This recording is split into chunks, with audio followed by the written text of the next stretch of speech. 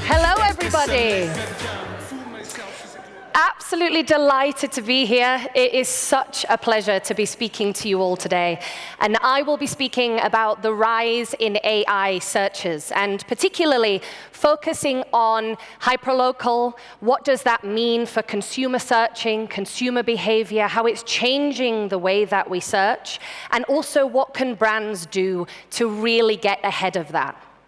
So let's start with search fragmentation.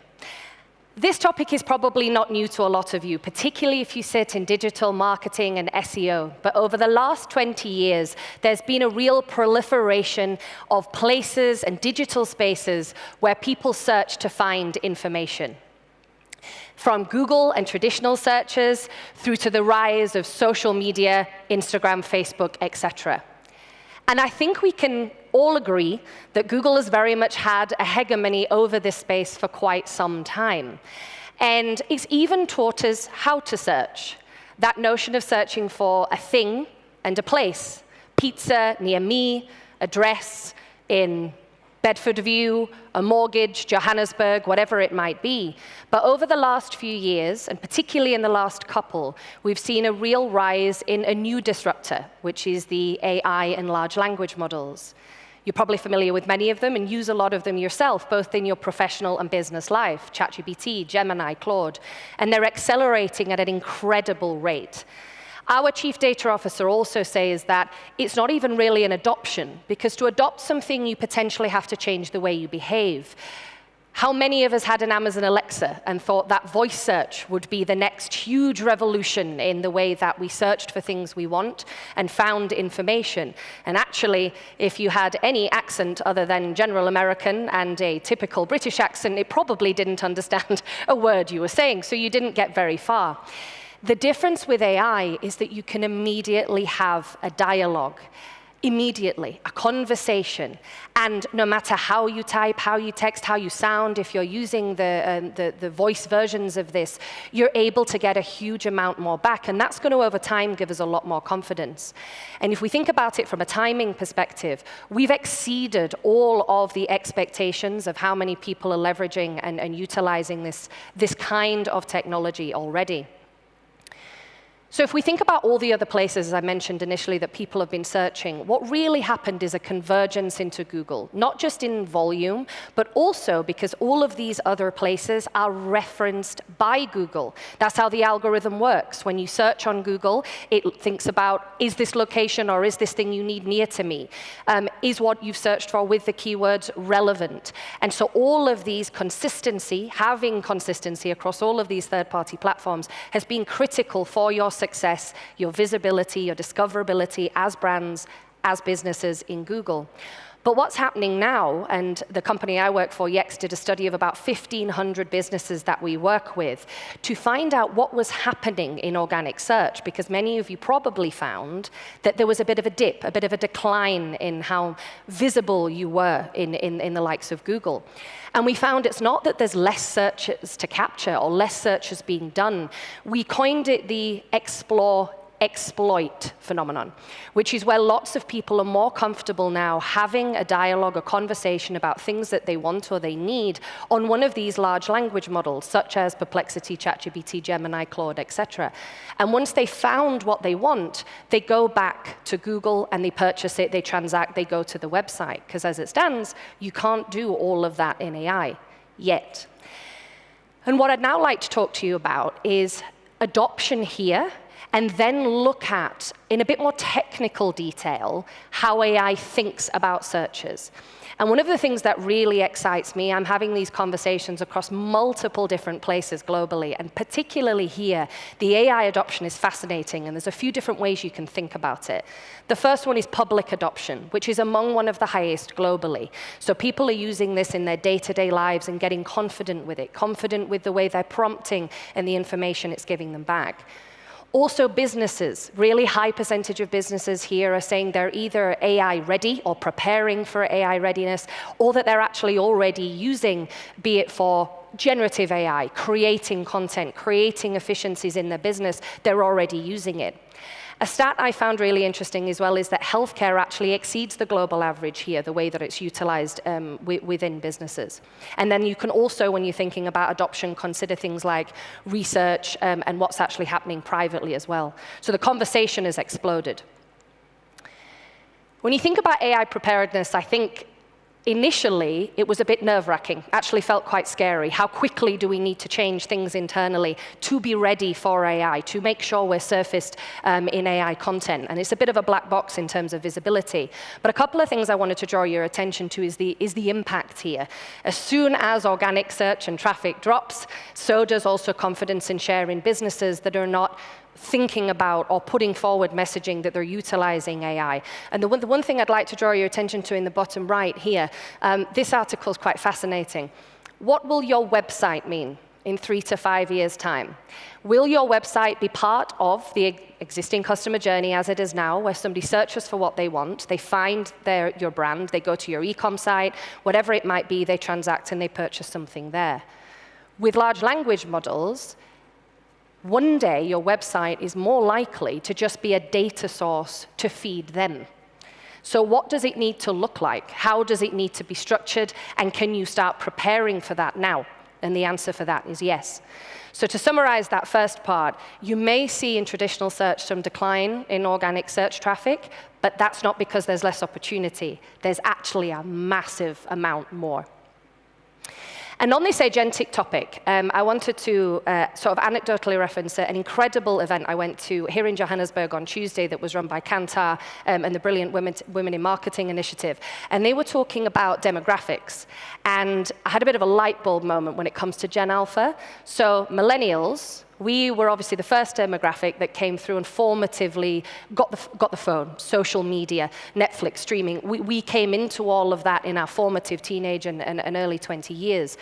We then obviously know from a Gen Z perspective that they were digital natives. You know, social media and ways of marketing to them is incredibly different. They're not likely to be as influenced by your TV, your billboard, your et cetera, old school styles of marketing. And what really hit me when you're thinking about Gen Alpha, they're AI native. That's scary. and it may be in a few years, but they're here. They're toddling around, and their first experience with trying to find your brand is likely going to be on AI. So I think this agentic conversation, again, going back to what I said at the beginning, let's think about what we can do to get data ready for that.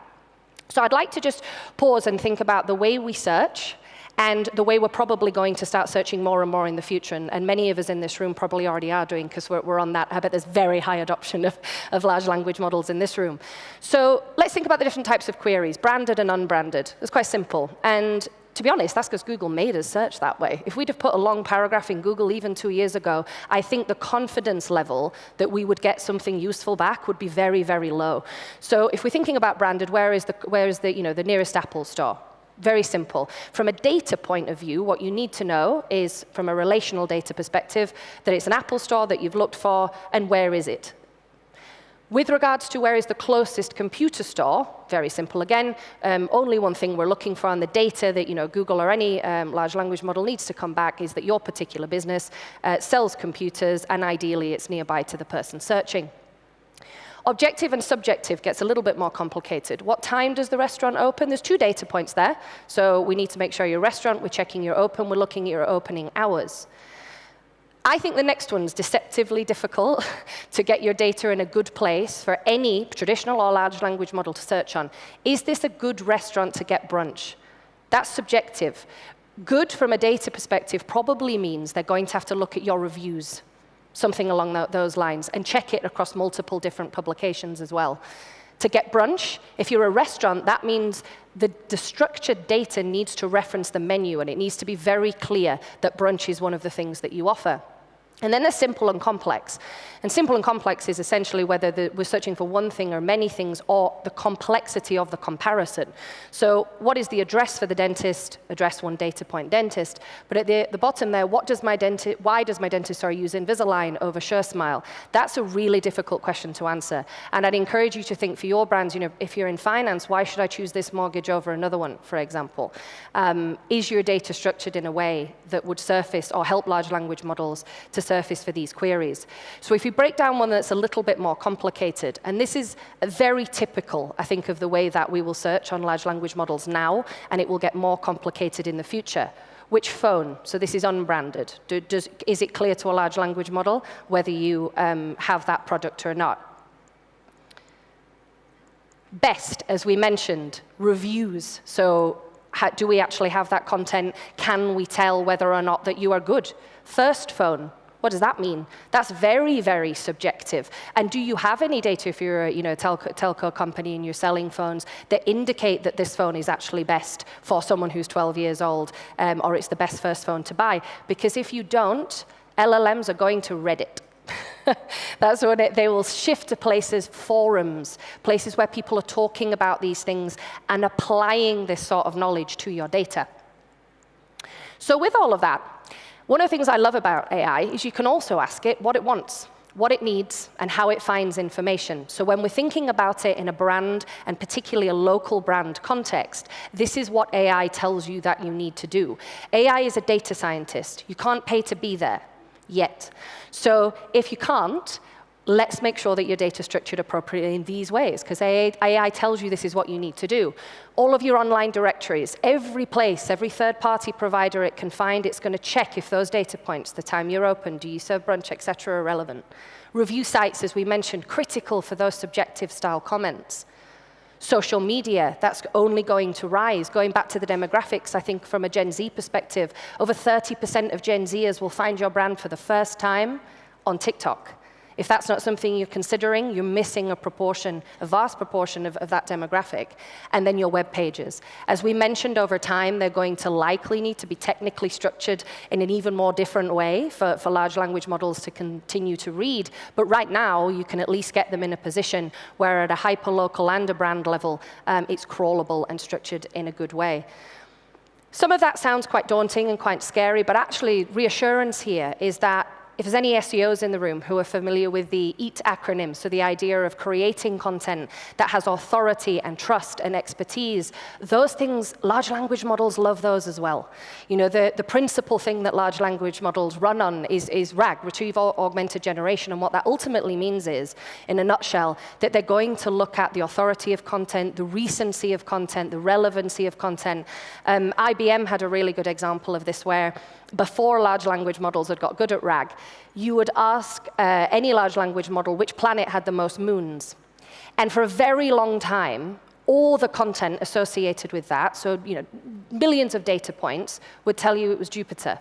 When actually all that large language model needed to do was go to NASA and find out that actually that had been updated a couple of weeks ago. So I think that really helped me think about what that recency and dynamic aspect of content needs to have to make sure large language models are on your side.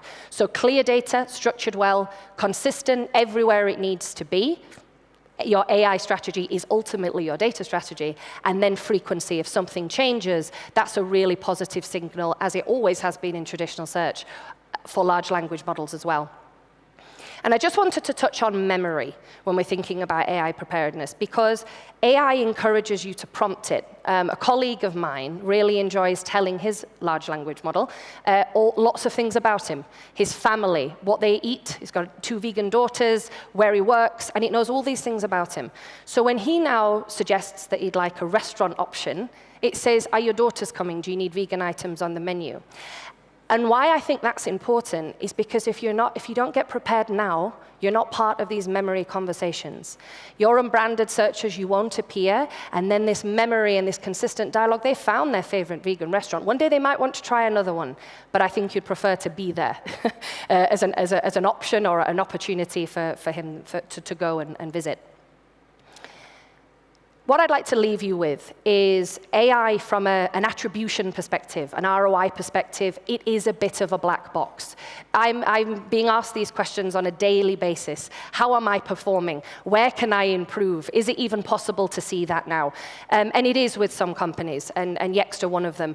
And what I will leave you with is the best way to start thinking about AI preparedness is within your data, how your data is structured and where you put it. So I'd encourage you to, the knowledge graph technology that you see here is actually a term coined by Google, and it means a relational database. It means something that is very quick and easy to take all of these complex parts of information about your organization and tie them together in a vector space environment that can feed and distribute large language models with ease. So any provider you're working with now, or any CMS or any tech provider that's helping you with this, think about those kind of terms and challenge them on the relational side of it. Thank you very much. It's been an absolute pleasure talking to you. And if you'd like to carry on the conversation, myself and our partner Source Advertising are in the business lounge all day. And we're also offering some free competitor insight reports for your brands, so you can get a snapshot of your visibility now. Thank you very much. Thank you. Bryony, I don't want you to leave just yet. Come and stand with me right in front, because you know what happened? I didn't actually go through your full bio. I was excited to get you on straight after Craig, so I need to do that for you right now. Wonderful. If that's okay? Please go cool. ahead. So what I'm going to do, I'm going to go through a lot of this stuff, and you kind of like, yeah, that's me. That sounds like something I would do. But you know what? I'm also, like, I love accents, right? Yes. I love the British accent. So I'd like to do it in a British accent, with your consent, of course. Please do, because I think I accidentally said a few things in a South African accent during that too. But Go ahead. I'm going to up the ante. Do the British accent, your whole re-intro, British accent, but as Jason Statham. Wow. From The Transporter. I'm here for it. You want to try it? Go ahead. Let's go.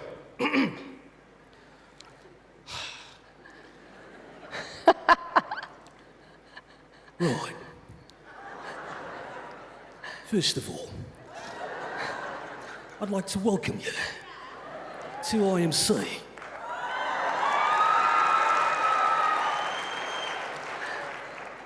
In case you didn't know, this is Bryony Rose. She's not just a pretty blonde lady standing here looking all fancy.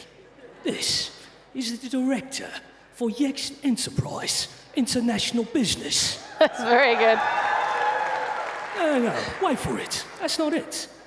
With extensive experience across European, South African, Australian, and Middle Eastern brands, she brings deep industry expertise and strategic insights. Am I right? He's not wrong. He's not wrong. Her work is dedicated to helping enterprise businesses control their organic digital presence and enhance customer journeys to maximum revenue. Give it up. This is Bryony Rose. Thank you so much. I had to save myself there. All right, on to our